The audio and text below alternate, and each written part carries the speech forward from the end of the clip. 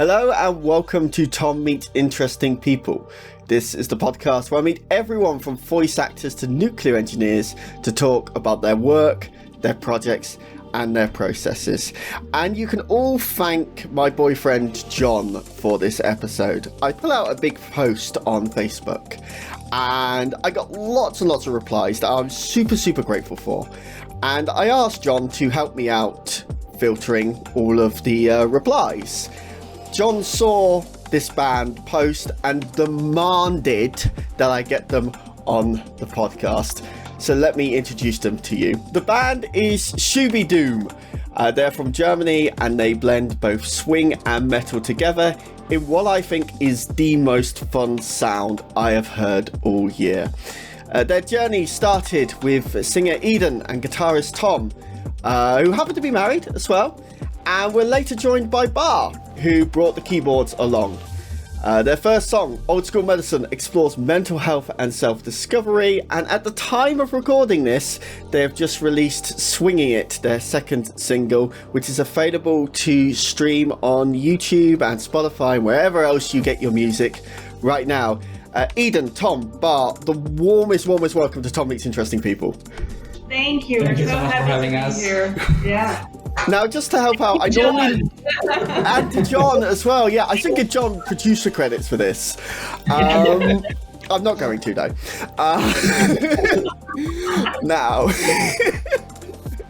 Now, just to help out the listeners, and just so we can get used to who is who, would you like to introduce yourself one at a time, starting with Eden? Yeah, sure. So my name is Eden. I come from Israel. I'm 31 years old. I'm the lead singer of Shoo Bee Doom. I also have a relocation agency in Germany, and I organize female entrepreneur community also here in Leipzig. Super happy to be here and to talk about music. That's one of my favorite topics of all times to talk about. Awesome. Yeah, we love music here. Tom, would you introduce yourself? Yeah, so I'm Tom. I'm also from Israel, married to this lovely singer and woman. And I play as the main guitarist and the only guitarist in Shoo Bee Doom. And sometimes I produce, sometimes I do videos, and sometimes I interview for awesome podcasts. Nice. And then you fell into this one, and you're just like, nah. And finally, Bar, would you introduce yourself? Hello, I'm Bar. I'm 34 years old. I also come from Israel. I'm the third wheel. And I'm also a music production and mix mastering. And basically, I started to play music when I was like 22, so it's a bit old. But this was my passion. So this is basically my short thing about it. Never too late to begin. Yeah. That's for sure. Now, I love to know the context of my guests. And you're the first band I've had. Like, I normally just do one-on-ones, but today I've just got all three of you. So I understand Shoo Bee Doom got their start with Eden and Tom. Is that correct? Yeah.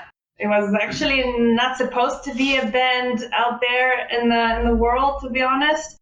It started, just a small background, they two were in a metal band before named Still Inside. Before.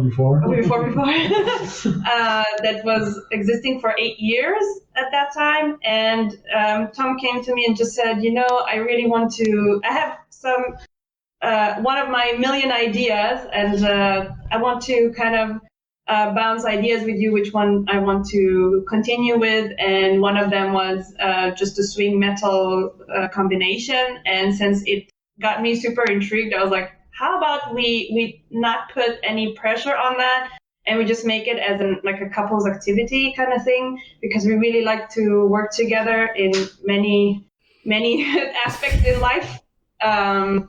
And so we just started working on that together, and we really fell in love with the song. That was Old School Medicine. And we just said, okay, that cannot stay only on our computer. That has to go out. And that's when Tom started convincing Bar to join. And please come join us. It took convincing. It took some convincing, but yeah, I think we all see the potential of that being something super special and something that not many people have done before. So that also brought some interest into this band, and that's where we're taking it from now. Oh, awesome. Tom, I got to ask you, why swing metal? Because to my layman's ear, they seem like two polar opposites that shouldn't combine, and yet somehow you do it masterfully. So why swing metal? It's a really funny story behind it, because it wasn't intentionally supposed to be anything to do with these two genres together. It was supposed to be like a pop project that had like a bit more guitars and energy into it. And we just thought, okay, maybe we can add some trumpets and some saxophones and some jazzy instruments into this whole package. And surprisingly, it works really well together, because the sound of the brass instruments combined with the harsh distortion of the guitars really complement each other in terms of sounds. And it's something that, we just discovered when we did the songs. So we fell in love with swing not long ago. It was also like 3 or 4 years ago. We just happened to hear it somewhere. And we said, well, let's try combining something that no one did before. And we were looking for it. No one ever done it before. You have some songs of some bands that combine both elements, but not a specific genre. Yeah. And this was very, very hard to invent, because you have no reference. You have no idea how it's supposed to sound like. How to sound like, how to appear like. We're now also creating our own appearance and how to perform it, how to make a show out of it. This is all really new to us, but it's exciting. Yeah, I'm so glad to be here at this stage of your career as well. I do feel like I am, like, it's kind of like that hipster thing, except like much more cooler.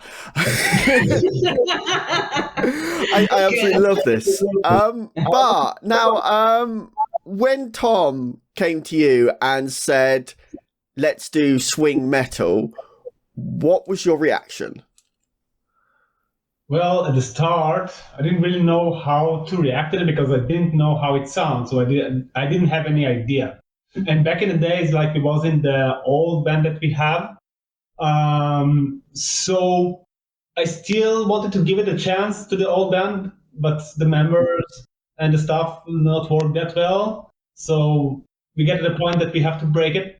And then, like, we start, like I asked him how, like, I can't give you right now the answer, because I need to know how the sound is, like how it's worked. And then he give me the listening, how the project looked like and how the instructions look like. And then I said, okay, this is something I can really go well with that, because it still have the influence of metal that I like the passion and the power, and it has something twist with it. So it's like something you can dance with it and add elements that was not before. That maybe, I don't know, in metal they're afraid of it, I have no idea. But that's how I discovered that I can relate it to it and have passion about this thing also. And that's why I decided to join, basically. Oh, awesome. Now, let's stick with you, Bart. Who would be your big influences in terms of music? Who do you really look up to? Corey Taylor. Slipknot is in the house. Yeah, I came from the metal, and Corey Taylor was the first one that I can say that I was able to be related to, because the influence that he was suffered from bullying and all these things. It's something that I was very related to it, with all the thoughts and all the thinking. So that's why I really like him. And of course, he's a legendary with the voice he had. I don't know if someone else can do it. Yes. No, you're absolutely right when you say that, though, because music can be this platform to sort of reach out to others who have gone through the same thing and say, you know what, there is that kind of hope, isn't there? Yeah, exactly. Exactly. Awesome. Like, Yeah, no, do you want to expand on that, or I don't want to take more time. Fair enough. Let's jump back now. Tom, Eden, who are your big influences? Who are the ones you look up to? Tom, you can start.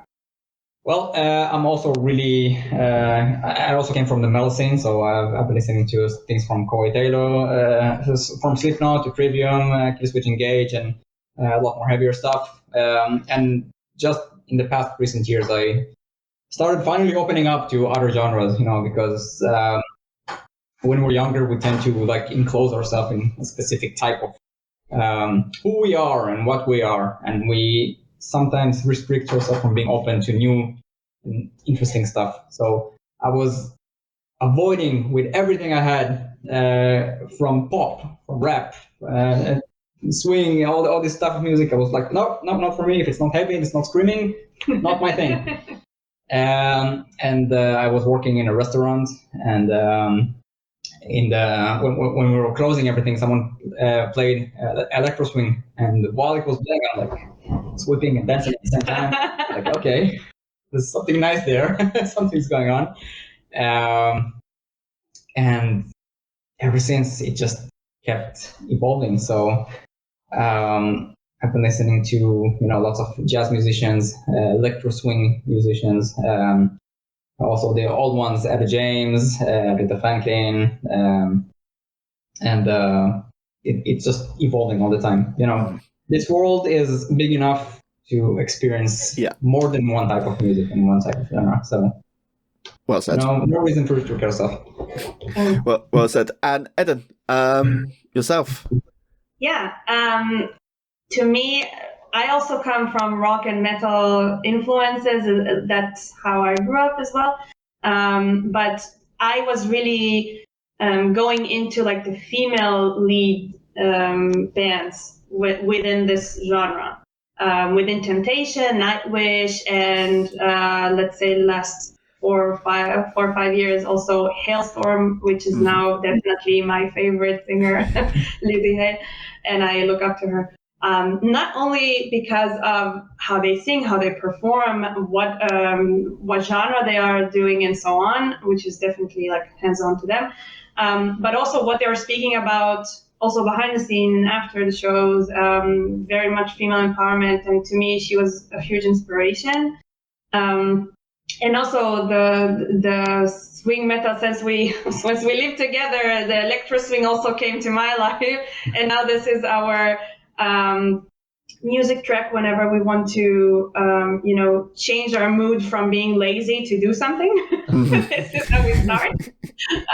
So that also really helped me a lot. I wasn't really that restrictive with music. Yes, when I was in high school for sure, but it didn't take me that long to kind of expand my music variety.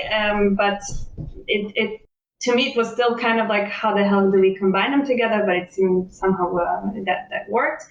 But one other inspiration that I take from is Volbeat, which I think were the first really great fusion that I've seen between two genres that I thought that also do not combine, which is kind of like also metal with country, right? Like the cowboy style of music. And to me, that was really cool. So that definitely opened the option of combining something that sounds ridiculous, but it does work together very well. No, I love these like combinations. I don't know if fusion is the right word, but I absolutely like adore these combinations you're just mentioning there. I mean, obviously we're talking about swing and metal, and then you mentioned country and metal, and I'm like, can that work? Does that work?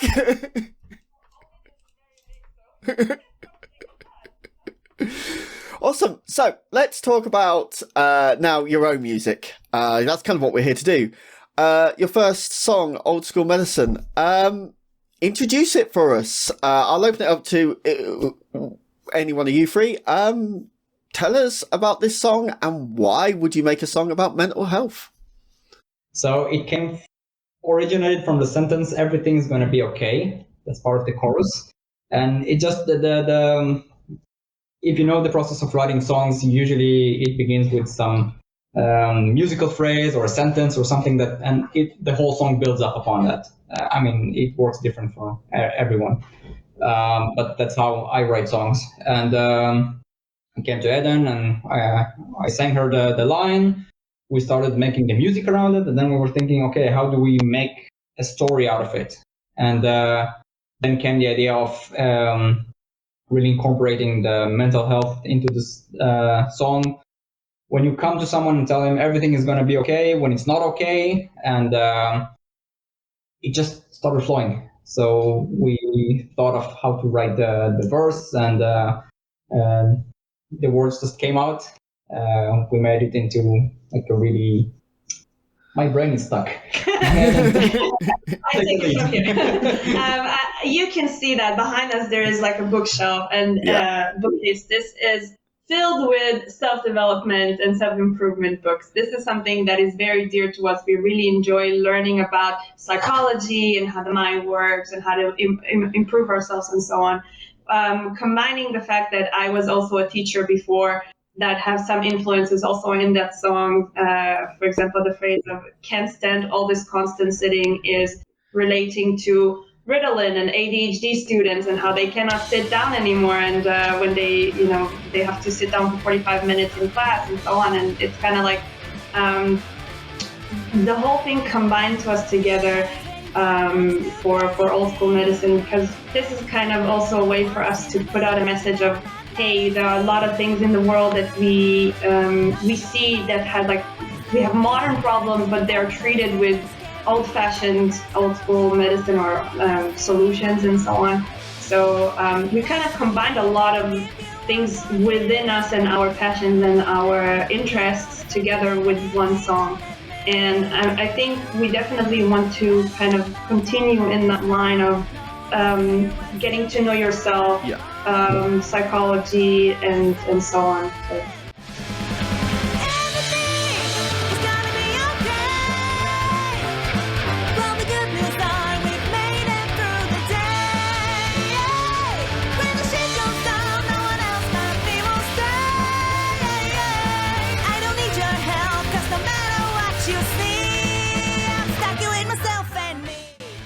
But you are right, like mental health there and talking about it and being open about it is super important, isn't it? Because for far too long we have left mental health as kind of like a secondary concern when it is just as important as your physical health, isn't it?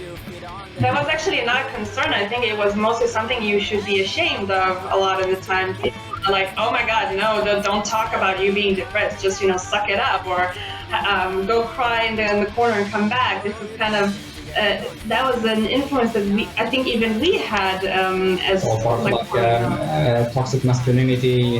We as men are not supposed to cry or show emotions, and my father was a really tough guy who never cried, and his father was the same, and you look at them and you're being inspired, and you hear about people going to a psychologist. Their first question used to be, "What, are you crazy? Why are you going to a psychologist?" Don't even suggest that, dare you? I mean... Yeah, but the more you grow to realize that most of our even physical problems are all up here, the earlier you address it and being open about it, you improve yourself, and then because you're improving yourself, everybody sees you differently. So it's nothing to be ashamed of.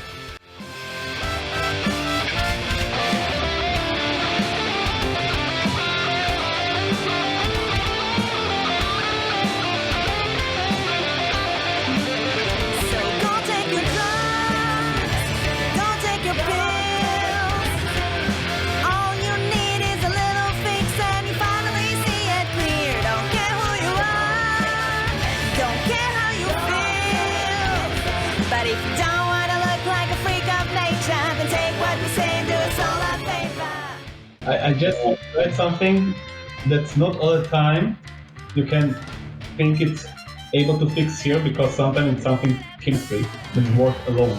Yeah. You cannot fix it. Right. Mm-hmm. So you need to have pills. So it's Absolutely. Sometimes this is the main solution. But we're just talking about, first you need to address this whole issue. To acknowledge the problem. To understand this is something you don't hide and it goes away. It's just, you have people who are working in this field just because they know what they're doing, because people need it. Yeah, For sure. yeah, and it goes back to that old adage, doesn't it? The a problem shared is a problem halved. Or fixed, because they can also give you some, Yeah. some tools to how to handle that, It's never a quick fix, but sharing Not a quick something fix. is always to getting it off the chest, and you might get closer to really understanding what's happening. Yeah, I mean, this song has so many messages with like one song, so we can talk about it for hours. Well, that's what we're here to do. So it's now 5 o'clock. We'll get the Red Bull in. But in the music video, you're performing in silhouette form. I'm curious. Tell me about that. Well, I'm a huge advocate for interesting video, and we wanted to do something like this for quite a while. So we shot ourselves on a green screen, and then we isolated ourselves from the environment and painted ourselves in different colors in the videos. And we just planned it ahead and played with the lyrics while it was happening. The whole idea was really to create a lyric video, but not just to put the lyrics on the screen, but to make it more interesting. So something is happening. There's a story behind it, and not just, read the song and that's it. Go on with your life. We are interacting with what's happening. There's a story behind it. The characters are going in and out of one another to incorporate what's going on with their heads and the things that revolve around our feelings and our emotions. So we thought this would be the coolest way to present that. This is also a good way for us to explain part of what we meant by the song with the silhouettes. I mean, the lyrics also kind of help with it because of how Tom created it, but the combination of the silhouettes give an extra perspective of how to look at it and how to understand the song from the silhouettes. And we don't have fancy film equipment, so yes. That is a really good way to hide your low quality equipment. Got everything on this phone, and Yeah, no. Well, this is being recorded on a webcam. That was like 30 quid. A microphone that was 30 quid on eBay. So yeah, it's like our technology has given us that. But Bar, have you got anything else you want to add to that? About the clip itself, yeah, that's the main idea was behind it. That we don't have that much quality equipment that we can record and stuff like that. So this was the best solution for it. But stay tuned for the next clip because this is gonna be amazing. Yeah, yes. I'll come to. Is that for swinging it? I'll come to that in a minute. Love that song. We'll talk about that in a brief second. But you kind of hinted at something there with the silhouettes, and Eden, you also talked about this on some of your on some of the Instagram stories and some of the TikTok videos. That just because the song sounds upbeat doesn't mean it's positive. So can you expand on that? Yeah, what I meant is, in particular, the phrase of everything is going to be okay. Just when we mentioned, we started from it, it's basically we're saying everything is going to be okay, singing like super happy, but this is kind of a cynic way to talk about this sentence because we're kind of addressing that as if, okay, this is something that everybody would tell you, or like that used to happen, just in a way for you to kind of push that problem away, or let's just stop talking and let's not talk about this topic anymore. Let's, we don't want to have that hard feelings in the conversation. So that's kind of one way for people to just throw something to the air and move on. So we're just saying you have to pay attention to the lyrics and to what we're saying there to understand that, like, the first sentence, everything's going to be okay, does not really mean we're pushing you into the positive thinking of very hippy-dippy kind of thing, just like you said. If someone tells you I'm feeling bad, I'm feeling terrible, nothing's working for me, and he comes and say everything is going to be okay, he's not giving you a solution, he's just diluting the problem, telling you, okay, I'm swiping it off, it's going to be okay, just suck it up and deal with it. And in this video, I'm asking, like, how do you know that? How would you know that everything is going to be okay? How is that a solution? Yeah, no, exactly. But anything to add to that? It's reminding me always the conversation I have with Tom. That sometimes everything's gonna be okay, and then I tell him, how do you know it's gonna be okay? Like coming from true life. Kind of thing. We're all learning. It's a really deep process, and it can take years to understand how to talk to other people in a way that really helps them. Mm-hmm. So we learn how to listen more and how to understand. Mm-hmm. We don't know. There's never knowing to what might happen, but there is understanding of the situation. Yeah, no, totally. And I think we also, when we say everything's going to be okay, we don't always know that we mean it. It's just that automatic thing we say, isn't it? Mm-hmm. It's this automatic trying to solve this thing, like trying to balance it back to normal again. Because someone is telling you that it's feeling bad, so immediately there's some negative effect happening there. And immediately we want to balance it up to make it like normal. So we say everything is going to be okay. Don't worry. And we're like balancing it for us, but for them, it's not really helping with the situation. Yeah. Eden, I hope you don't mind me bringing this up as well, but you did mention this in some of the social media. The same day you released Old School Medicine was also the day you were fired from your job, which I'm really sorry to hear that, but I'm also really happy to hear that the song came out. Well, don't be that sorry for that, because it's not. It wasn't that bad of a thing, to be honest. Baron, I totally get you. No, actually, that could have been true to any other job, but for me, it was a very good job. It's just the fact that I had one job, and also I started with my business already. So to me, it was kind of a sign, hey, how about you focus only on your business now? So I was kind of, in a way, relieved that I can go full force in my with my business. And so, yeah, I mean... that it was, but like the timing was a little bit off, but he couldn't know. So Sign from God. Perhaps. Because by all accounts, it was a good sign, because your second single's just come out at the time of recording this. I know probably by the time I get around to releasing this episode, you probably would have released an entire album by then. Please do. So, tell us about Swinging It. Very different song. Introduce it for us. This was also supposed to be a pop project initially, especially the after the chorus you have the drop down with the saxophone. So this was supposed to be the main focus, and the song was originally supposed to be called "Winging It," not "Swinging It."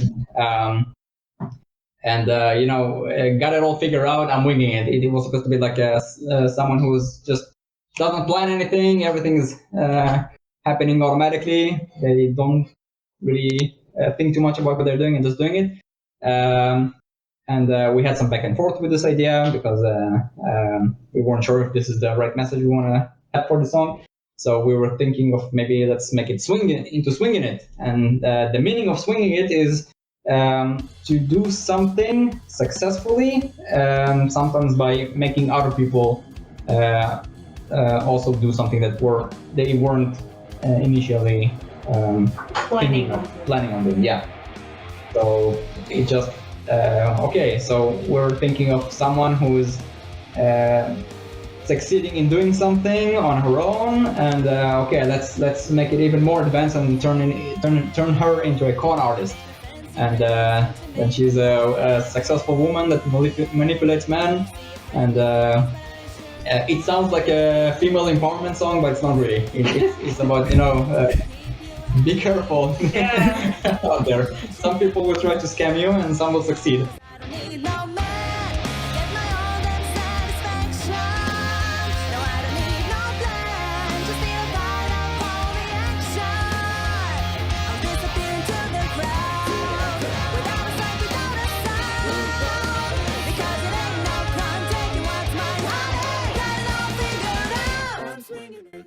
And so who was like the leading force behind making that? Was that yourself, Tom? I think we all. I think Tom is the seed of every song, and we kind of together we groom it together and make it blossom. But every time that Tom comes with like, hey, I have one sentence, or I have this combination of maybe this could be a chorus with this sentence, and it's always like, this is the seed, and we kind of develop it all together. I think this is what makes the band really work well, because we bring out the ideas, all of us, all the time, and we don't automatically agree with one another. So in order to make something work, you need people to say no to your ideas, so you can come up with something either better or change it. And this is how we're working. I suggest something, they say no, it's bad. Okay, let's rewrite it, let's really think of it, and we just learn to communicate with one another, and then just evolve from there. So, one of us come with the idea, and the rest of us contribute, and we always add to one another, and this is how the song comes to what it is in the end, because we're really skepting. Yeah, but the whole... No, but don't confuse and think it came all like really easily. Yeah. But you want to tell about the research we did about the song? Okay. Because we never did any conning. Artistry.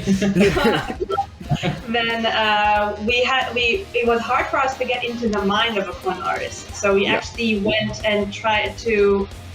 From movies that exist at the moment, The Hustle and so on, we kind of went and said, okay, let's see what's behind it. How are they thinking? How they operate? And that's how it all came together into the song. We before had an issue to understand that, and now we created it as more of a narcissistic kind of a person.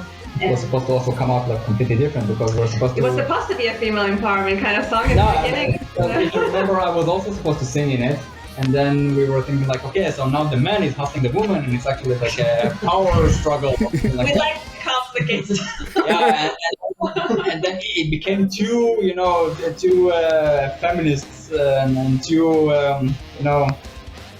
empowering to one side. It wasn't true to being a con artist from the get-go, in my opinion. Yeah, so we had to stop what we're doing, and we completely rewrote the second verse, and it was supposed to sound. But that's after the research. We had to kind of research it before, go back and understand that maybe we were not really understanding what's happening there.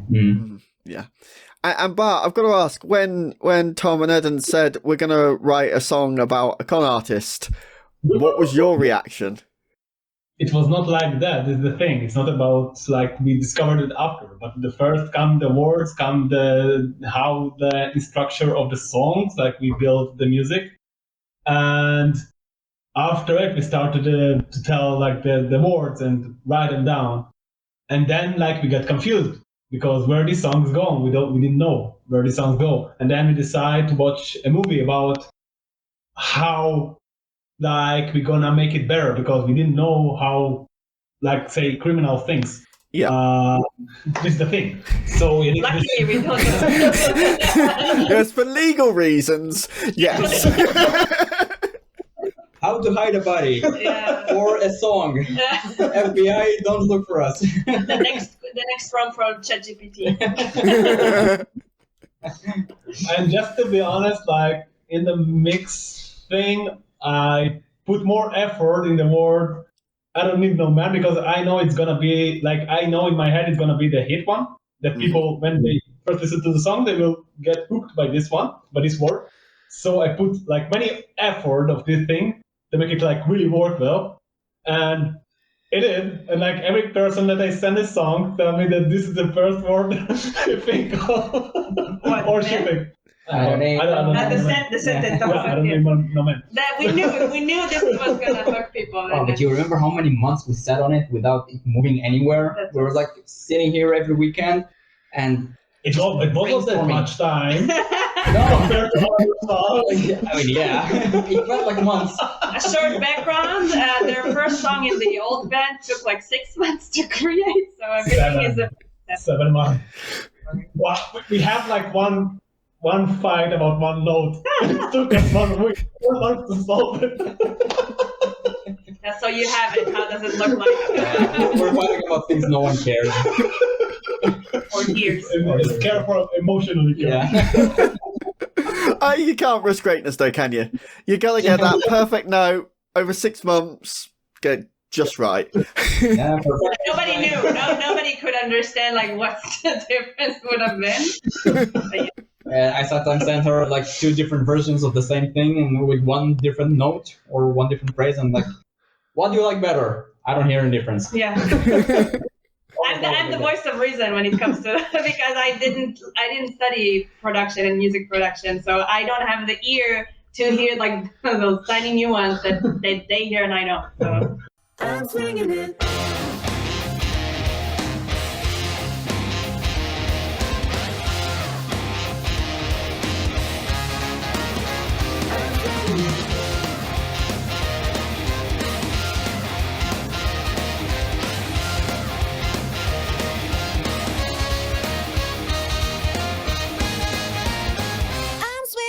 We've kind of hinted at it a bit there, but let's now dedicate an entire section to this. How to write a song. So, Tom, you mentioned that for yourself, you start with a phrase. Is that kind of common among musicians, or is that just something that you're like, yeah, that's my kind of thing? I can speak for myself mostly and say 100% there's no right way or wrong way to do it. Inspiration can come from anything. I was walking in the street one day, I heard a dog barking in specific rhythm, and okay, let's make a song out of it. A new idea is coming. Tell them about my favorite song that you did from something very unexpected. Which one? The notification one? Yeah. So I have an alarm clock in my phone, and it was in my phone, and it goes like da-da-da-da, da-da-da-da. That's the whole thing. And from that came an idea for some musical thing that I'm sometimes singing to myself and driving. And he is singing that, and I'm hearing the alarm clock. Just cleaning something or doing something, and like humming to myself. And she's like, stop it! I can hear you. Oh God, I know for myself that when I hear an alarm clock, I don't think music. I think, oh my God, I have to wake up now. And he's the one person who doesn't, so I hear it over and over and over. Eden, Bar, what about you two? When does inspiration just strike randomly for you two, or is it? Do you two have a method? I cannot say there is, like Tom said, there is no method about it. It's like in the way of a moment. So sometimes it can be from the chorus itself. Sometimes it can be from how it's called? Verse? Yeah, exactly. Thank you. From the verse. Sometimes it can be only from the drums. Sometimes it can be only from the lyrics. So it's really doesn't have method behind it. You just need to focus on one thing, and this is the important thing. Is basically if you remember, like to think about if it's a hook, something that will catch you like 1 hour later or 2 hours later, this is something that will work basically. Because if your brain able to memorize something you did 2 hours after, then it's something that you can take it. Because most of the people think like about, let's make it complicated. Let's add this thing and that thing and that thing and that thing and all mash potatoes together and like we usually do. I like that one. We don't We're trying to filter that, yeah. We don't go like before. But never mind, we don't talk about all. Just look in the mirror. But first we are aware of it. Yeah. And we try to control it, but this is the thing. Like, add more and more stuff doesn't mean it's good. It's like mix and mastering. If you add more plugins and make it like too complicated, it will sound like a fucking. I don't know what Right. So the message is don't overcomplicate. Yeah, don't add stuff that you don't need. Yeah. If any musician's listening, the more complicated you make it, complication is not necessarily hard. The harder stuff is to make it simple and catchy. Right. Exactly. And this is why most pop songs are so successful, because they manage to catch something that triggers the need in your brain to hear it Just again and hear again. more This- what yeah, you get. repetition. This is very, very important when you're writing songs. And of course, it was really hard for us as metalheads, because we like to hear a lot of complicated stuff and riffs and Also in the metal, it's not that complicated. It's the same thing. yeah, the successful songs are. This is why nobody liked the Metallica, the Black Album, because it was very poppy and repetitive. But this was one of the most successful ones. Of course, the snare. No, sorry. And the drummer. Yeah, it's simple, but it works. And that's the catchy thing behind everything. You see games that are, overly complicated. They can mess it up really easily. But things with simple mechanics and simple understanding of how to catch someone, this is really what makes the biggest impact, because it's easier for the brain to process it. Yeah. And upon that, you can build something bigger and greater. So start simple and see where it takes you. I will just add the one, let's say, illness that every songwriter has is that all the good ideas come when you don't want them to come, which is when you are in the shower, or Tom is when you're about to go to sleep, or if you're in a bus ride and you cannot record anything and you cannot hear anything, is definitely when the good ideas come and you forget them. Or you record so silently that you can hear anything after that. Yeah, and I can tell you all that since Tom is so into the process of creating songs, it came to him so often. And when we were first together, he was so shy of doing the humming next to me that he would be like, continue walking, and I'm like he's behind like recording, and he wouldn't want me to hear that. And thankfully now it's not the case anymore. Not that I know. At least you're not leaving me alone in the streets. Yeah, but I'm quite new to the songwriting process, because I was never one to write my own songs, but I can say it's like a muscle that you develop with time, and since we started working together, things came to me like more easily than before. And our third song, which is now in process, I had more to help with, and I'm so happy about it. And I was like, oh my god, I can't believe I create songs. So that's something that if you start doing, then it develops itself better. So yeah. So you've got the idea now. You've kind of done. You've had. I'm just thinking of a hypothetical song now. You got the idea. You've developed that from a kernel into something that's actually a little bit tangible. So, can you walk me through what do you guys do next? Ooh, all right. So the third song that we're working on now was something completely different before that, because we were trying to incorporate Spanish music with metal and create something out of it. But since we're not familiar with the Spanish music, and Bar and I specifically were not super fans of this genre, it was so hard for us to love what we're doing. And I think this is a really important thing, to also familiarize yourself with the type of music you're doing and love the type of music that you're doing. Because I, for example, would not be happy to create rap, because I'm not a fan of rap music. So it would be hard for me. And we had to ditch the entire song, and we were working on it for a couple of weeks. And then we just came up with a new idea of something. It came with a musical part, and around it we started building everything else. So you record the part that you want into the computer, you check the scale and the speed of the song, if it really fits and it sounds nice. Yeah, we have a home studio, so it's kind of easy. Yeah.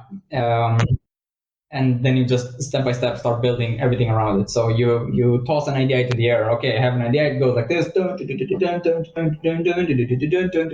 Okay, what can we use it for? That sounds nice for a verse. Okay, then we try singing with it, and then it sounds too messy and too full of music and stuff happening there. So okay, so let's use that as a transition between the opening and the verse.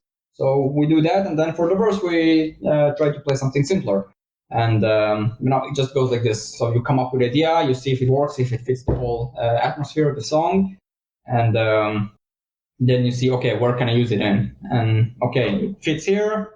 Then you make it better, and then you move on to the next part. So it's constantly going back and forth and making mistakes and reshaping it. So come up with something basic and then build up on it. Yeah, but what's something that is very important that we do in the process is, especially with the lyrics, we continue to check if it makes sense, right? Yeah. So if you create like a verse and you create a chorus, and then you're like, okay, but does it make sense together?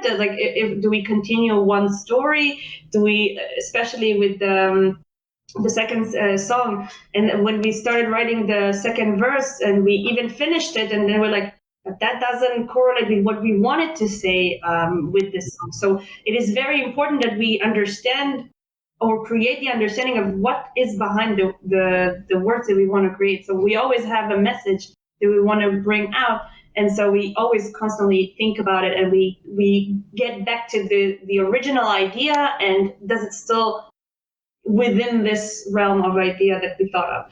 So there's a constant check, but we develop, it can be like a very messy, a very messy process, because it could be that we start with the chorus and then the verse, and then coming back to the chorus and changing that, and it could be a back and forth kind of thing, and there is no like, okay, we start from the beginning till the end. It never looks like it, at least in our process. So it's very interesting, and every song looks different. So. Tom, are you writing yourself? Are you creating something? No, I'm tone deaf. Even drawing or writing or... Sorry, Metal Band was also a tone deaf, and he was able to create music. No, I do have behind here. I've got I think you could just about see it. There's my guitar, but I must admit, I haven't played in like 10 years, and yeah, I'm not too great. I do sound like I did try singing once, and I do sound like a cat being strangled. So that's why we have autotune today. But for yourself, what are your personal steps that you take when you are creating music? It just like I said, it's come like for me. It most comes from when I in the shower. So I just like come, and then I said, okay, I can't drop it, so I must repeat it in my head over and over again. So like in a half hour, because I shower very long, so half an hour. To later repeat in my head all the time. That is actually the worst thing you can do, because sometimes you repeat it and then you want to continue it. So you continue the song and then you lose what you did before. So that's why sometimes it happens. Make shorter showers. This is the so that's why whenever I have an idea in the shower, I stop showering, dry my hands, record, and then continue the shower. Because you always have your it's for reason. Yeah, I do. Because then you have all wet, and then So every time no, but it's warm. I want to stay in warm shape. Okay, never mind. Each with his own tactic. Yeah, so just repeat it in my head, and then like, and sometimes like you feel like when you repeat it so many times, sometimes you feel, okay, this is not good. What the hell do I'm doing? This is crap. I don't want it anymore. So you just drop the thing down. Sometimes like you have like the ideas and you write it down, and then one day after you discover, what the hell did I do? It's terrible. So like it's happened so many times. It's also happened to me even at work in the kitchen. Oh yeah. Oh yeah. Like you say to the chef, 1 minute, I need to go to the bathroom, and then you're like Oh, I can imagine that. I think I have the title for today's episode. Songwriting in the shower, 1 minute, I'll be back. If someone makes a recordable microphone that you can put in the shower with you, that's $1 million idea. Then how do you know it's what you sang and not the water coming into it? That's where you do the filtration of the sound. Startup idea. Yeah. Yeah, what is it about the shower that just ideas just flow? Like I wrote so many intros and come up with so many plans for the podcast in the The shower. lack of stimulation. When you're not stimulated all the time, like you don't have your phone with you, you're not in front of the computer, in front of the TV, just clear your mind, you let other things come in. And this is why when you do mundane work, like washing the dishes or cleaning the floor or working in the kitchen or this kind of stuff, this is where most of the ideas come. So, but I think it's also because of the, like if you take a walk, for example, also you have more ideas than... But you're not stimulated as well when you're walking. You're not walking like you're not on a vacation and looking at things and oh my god, this is amazing. You're just walking in the street and get somewhere, so you know the surrounding and you know what you see. So as long as you're not on your phone or talking to someone, it's where your focus is at the moment. Yeah. So the lack of stimulation brings the creativity. So yeah, stop the screens if you want to get more creative. Yeah. I see the commercial already. Screens go. This is actually our next song. It was an episode on the what's it called, the Big Bang Theory, where Sheldon was stuck with an idea for a formula, so he started working in a restaurant. And something broke, and he figured it out. Yeah, just to bore himself. Yeah. That's true. That's true. Yeah, totally. Before I go to the questionnaire, I've got one last question. For the three of you, what is the most challenging part of writing a song? Where to begin? I think it's not just the writing the song part. I think it's the whole music as a whole that is hard, because when you release the song, you have no idea how people are going to see it. You have constant competition with so many other singers out there and musicians. When you're writing the songs, you're sometimes feeling down because it's not going as well as you planned it would be, and the outcome is you're not in love with it as you hoped it would be. And when you release it, there's constant stress, and your perfectionist brain is like, how does it not get 1 million views yet? And that's a really hard part. Something that took us years to filter out as musicians is to have the ability to just let go of stuff that don't work. Because you're writing things, you're falling in love with it, you think that everybody else would also like it as well, and then they hear it and that's like, could be better. And then, in the beginning, it's like, oh no, it's my baby. I thought of it. It's the fruit of my own mind. Yeah, how do I like it? But in time, you get to understand that, you can always come up with new stuff. Ideas never stop coming, and you just need to let yourself go and continue. Yeah, and I think with the the let's say the challenges within a band, I would say, would be communication. So this is something we're constantly working on. Basically, how to work together without offending anyone in one case, but in the other hand, to still create something that we're all happy with. It's getting better with time, which is great, but it's definitely something that you would see in every band. So there's no way that somebody would say, "Hey, I have an idea." He plays it, and everybody would think like, "Oh, that sucks," or "It doesn't really fit the song," and they would be like, "Oh yeah, no, it's great. Put it in." No, that doesn't work. Never. So it's just how do you say that without offending anyone on one hand, but you're true to yourself, and eventually when we find that formula, it's how we create songs that we all love and we are all happy with, and also we all feel included within the song. Yeah. So it's a huge. I think it's the base of every relationship, us as a couple, and you with John, right? John? Yeah. John, yeah. In the beginning, you're learning how to communicate and how to talk to each other. And if you don't agree on something, you also learn how to say it to the other person without offending them. Then how to compliment someone. Because some of us don't get it very well. Right. That was complimenting is really hard.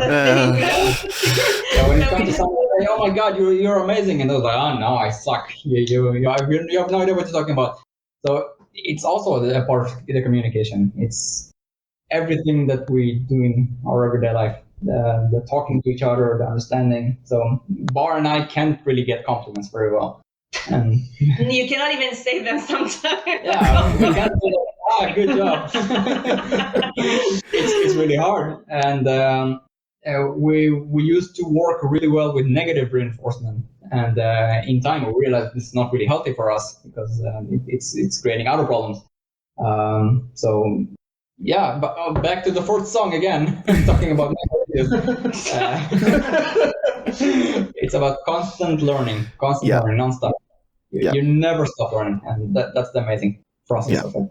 And communication is a work in progress all the time, isn't it? Yeah, absolutely. Always, and this is also one thing that I'm kind of interested to see what's going to happen to it when we add more people to the band. This is something we're thinking about, and it's kind of we're kind of thinking about it in a happy thoughts, but then also kind of worried about it because we already started forming something that works for us very well, but we know that other people can bring new ideas, new perspectives, but they can also bring their own communication issues and egos and whatnot. So this is something we're kind of working on ourselves as well on that process. Yeah. And Bar, for yourself, what's the most challenging part of writing a song for you? I think everything they said is correct. I have nothing else to say.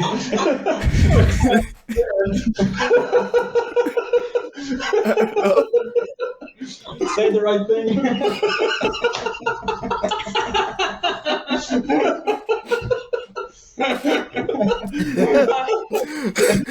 No, I mentioned everything. Like I have nothing to say. Nothing to say anymore. That's the challenge. Like it's all about communication, but the thing is we can talk about the mix mastering process. That's like again with constant back and forth. Yeah, but the mix mastering don't work alone. Yeah, but still, you send it to us, and then we don't know how to communicate it back to you. So. You mean this one? Yeah. So the back and forth, something it's like many people get offended. It's like like you said. When someone sends you something that and tell me what you think about it, and then you tell me what you think about it, and then you get offended because you tell me what you think about it. What is the first question you ask? So get offended of something you asked for. It's like that makes sense to me. They're expecting a good result, but then it's not. We don't really want your opinion. We want you to say it. Say you love it. Just say you love it. Yeah, that doesn't happen too often with us, hopefully, but that's it's not. This is the thing that I past like. experience. It's the thing that I like. That's why my communication with Tom is very, very good because I know I can trust him and he knows he can trust me. So when he sends me something that I don't like, I will tell him and he will accept it. Of course, when we start, we have many clashes. We fight many times. Like I said, we fight about one note. So we don't talk about it anymore. But from that, we always develop something. It was never a fight that we said, okay, we break the band, no more. You tell me you don't like my songs. I don't want to be anymore. It almost came to that point a couple of times. No. In the very beginning. Yeah. They know each other for more than 8.5 years. So a lot of history went there. So. Well, at the very beginning, maybe it was. But you remember the first thing this is another evil topic. I don't want to enter because it's also, when I start to learn the keyboard and you get very frustration and you cry a lot, like really like and days that I cry so many times. But this is another topic that I don't want to enter. So let's say bottom line is know how to talk. Yeah, it's like how to talk in a relationship. It's totally not that. So this is the bottom line I can say. And you already said it, so it's not my idea. I think it's the hardest thing to understand that there's always room for improvement. Yeah, and the openness to and willingness to learn new things. I know so many people that come and say, "This is me. I'm not going to change."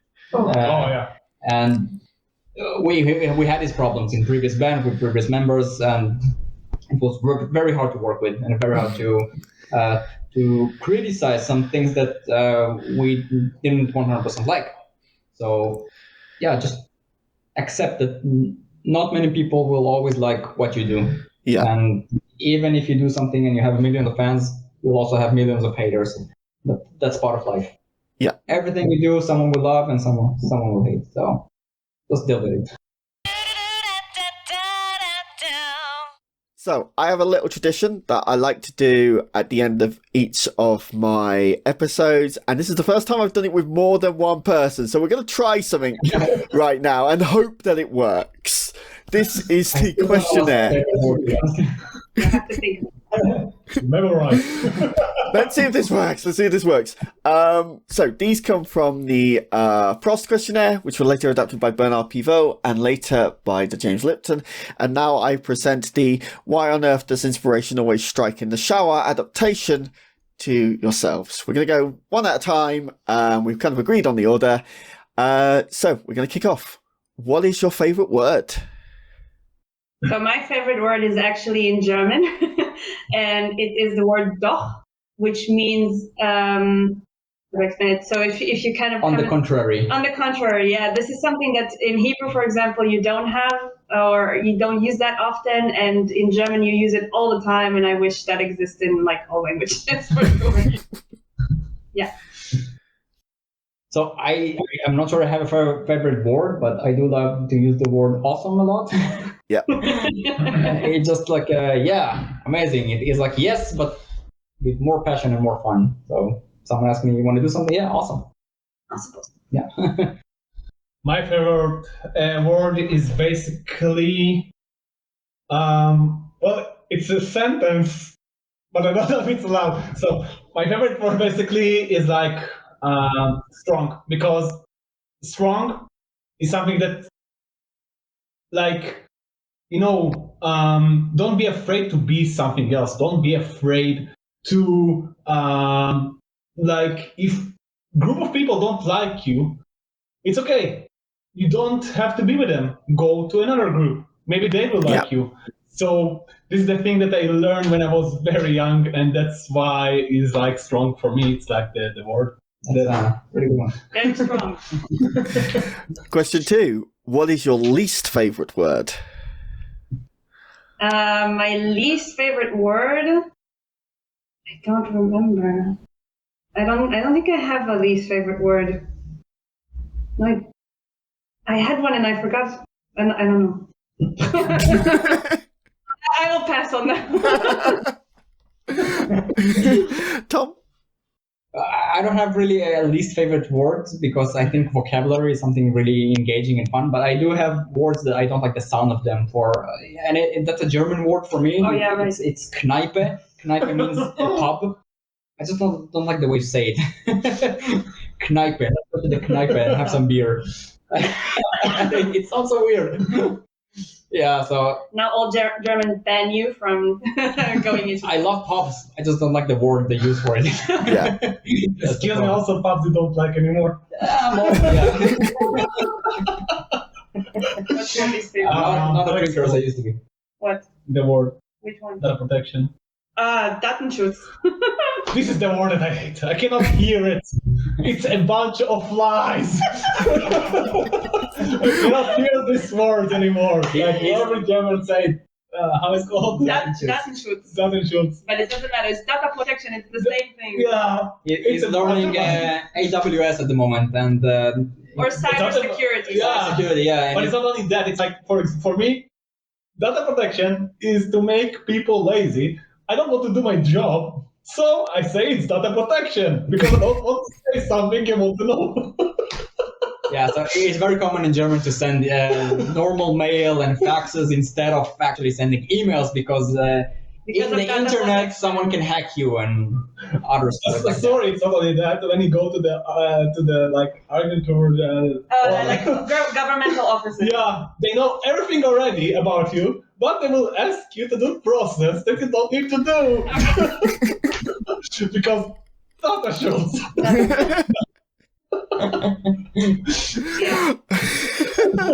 All right.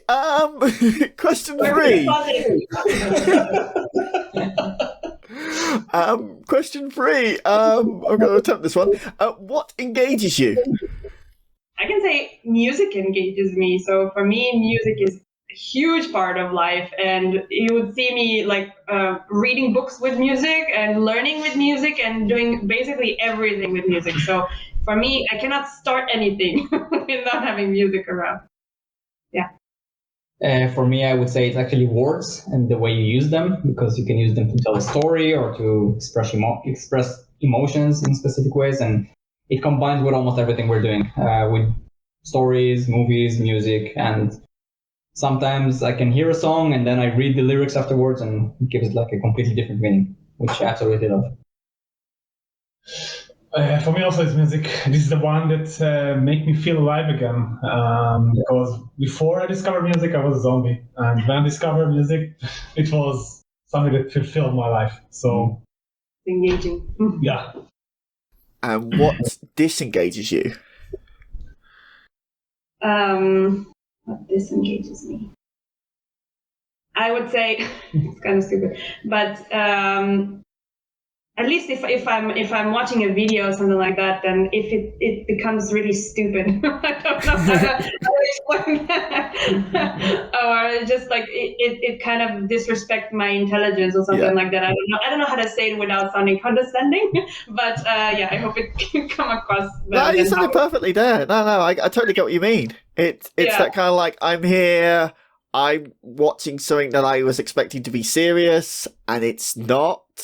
Like, it's not meet your expectation. Like that, yeah. It's basically you want to enrich your life with something, and then it's like kind of something that you would think a child will maybe do, even not sometimes. So, yeah. Mm-hmm. Well, to me, I'm not sure what disengages me, but I would say predictability.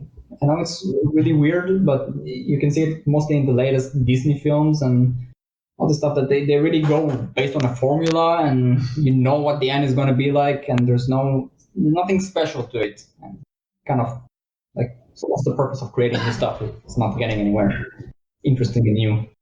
Yeah. For me, it's style. I just hate it.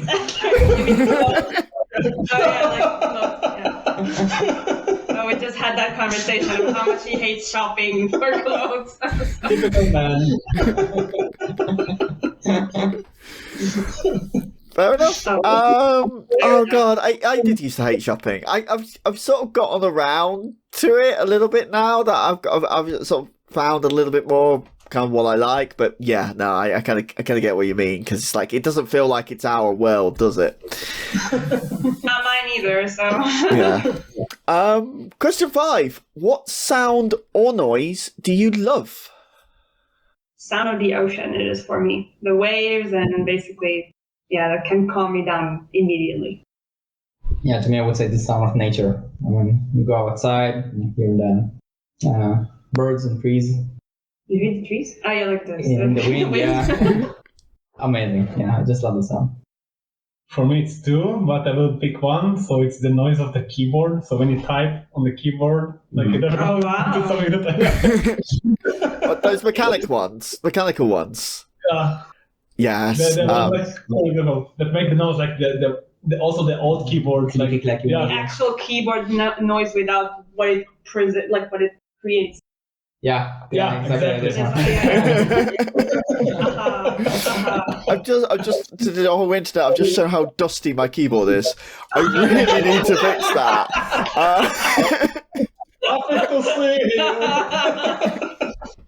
Nothing to see. It looks perfectly fine.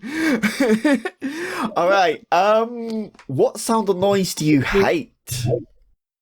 I would say sirens and horns, like something that's super, you have like this high pitches that really bug you in your ear. I don't know if this is for me. Yeah, to me it's nails against a board or a wall. I don't know why. It always gives me like or a knife on the knife or plate. Yeah, scratchy noise that really annoy the heck out of you. Also the same. Oh, the face. I'm surprised how common that is as well. Like I'm sure at least 20 or 30% of people I've asked have said something along those lines with the scraping and the I'm just imagining it now. So let's move on to everyone's favourite question, mine too. And this could be in any language you like. What is your favourite curse word? My favorite curse word is Scheiße, which in German is shit. I just love how it rolls on your tongue, and also the fact that it makes every German cringe. Really funny. I like fuck just because of the amount of weight you could put into it. It's so versatile. It's how much fuck you can give when yeah. Fuck this shit, and I don't give a fuck about what you think. And oh fuck, right, you're right. It can play in so many different situations. It's an absolutely beautiful word. And it's being censored so much, which is really pissing me off. It's in the vocabulary. We should be able to speak however we want. God damn it.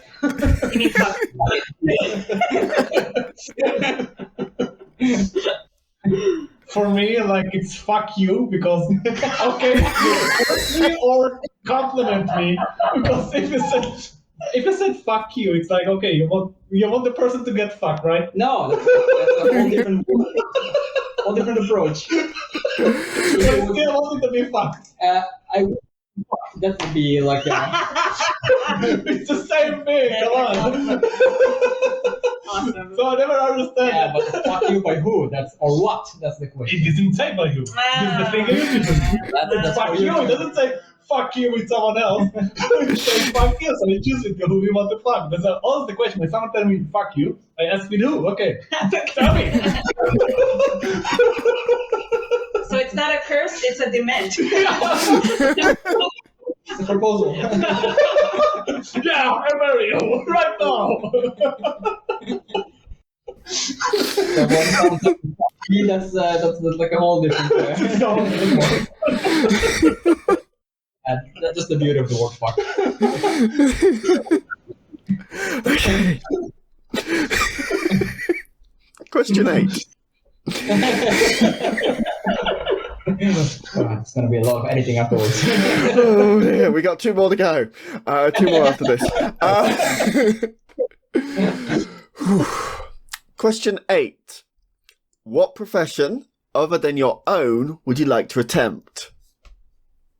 I would say some sort of a public speaker, in a sense. I really love to be on stage and to speak. Yeah, you can probably notice that.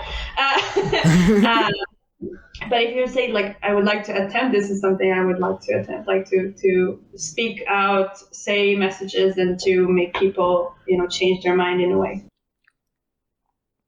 Hotel reviewer. People pay me to go to hotels and check it out. I wouldn't mind. Yeah. Love it. I think many people would love that. Yeah, I just love to have vacations and go around the world. So if you could get paid for it, why not? Interesting. Not food critic, but hotel reviewer. Yeah, I'm in my 30s. Everything I eat kills me. So hotels, I can't complain. At least I can. At least I get it for free. Like which profession I want to do? Yeah, other than music, if it's not that. Voiceover. Oh, Voiceover is my thing. Something that I really want to do. And he does it for free for us. Right. You're on the right podcast, because both my first guest of season 1 and my last guest of season 1, both of them are voice actors. Oh. I might have to include you in an email. Maybe. I don't know. Yes, they're definitely going to do that. All right. What profession would you not like to do? For me, it's to work in the sewage or with trash or something like that. I am very sensitive when it comes to smells. I don't want to do that. Mm-hmm. Wow, so many works to choose from. Department. Well, I used to work in customer support, so I can say definitely that I never want to go back there again. It teaches you so much, but it also really shows you many things you don't want to see. Especially for introverts. Yeah. I'm a huge introvert, so speaking to other people is not my forte. Also the same as Tom. I don't really like work with the customer support. People can be F annoying. Of course.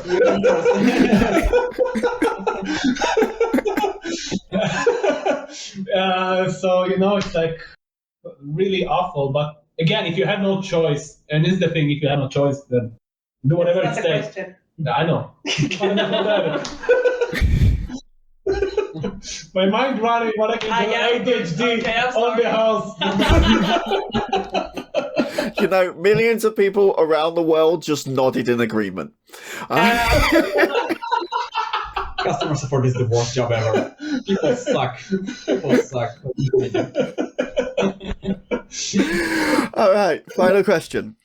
If you could say only one statement to any one person, what would that statement be, and who would that person be? I would say the one thing that comes to my mind is to Lizzie Hell to go and tell her that she's awesome and she's changed my life. This might be a bit controversial and I'm going to drag a lot of hate for me, but if I would have the chance to see Elon Musk, I would tell him that he's the worst person alive.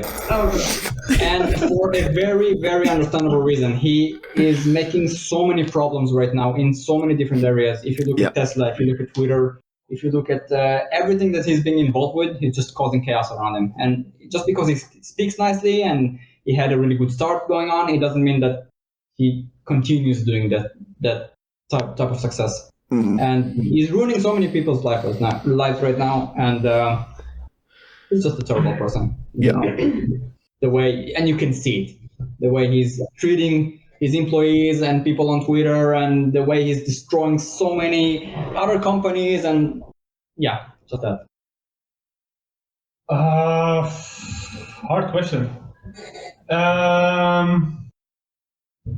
Well, I think most of the problem with the world, the modern world,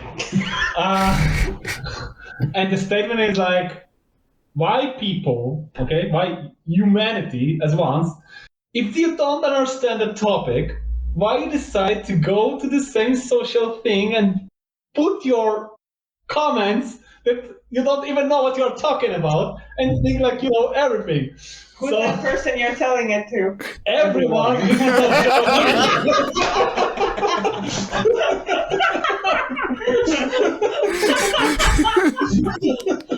Wow. I got a lot of fans after that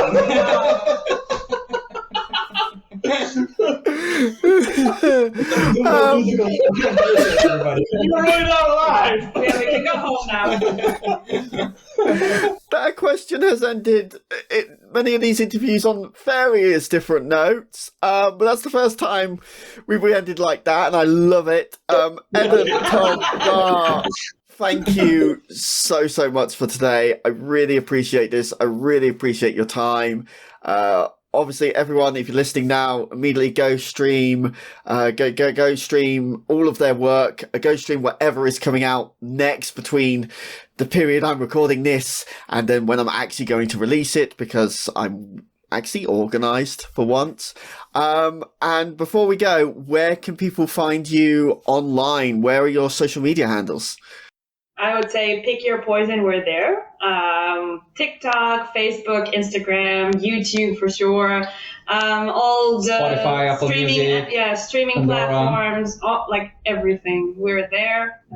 And yeah, or come find us in Leipzig, Germany. You can try that. I'd love to go visit. Honestly, I want to go to Germany at some point. You are invited. And Leipzig is like one of the best. Weather is amazing. Leipzig is one of the best. Come over, we have good beer, pretzels. I'm sold. Right, I'm booking a ticket. Where's my card? Right. Hopefully, we will start with concerts soon in Leipzig. So. Yes. And let me know also when you're coming over to the UK. You better come over to the UK. Yes. If we've sorted things out. Well. We made a decision. You take a look. All right, I'm gonna stop the recording now before I say something.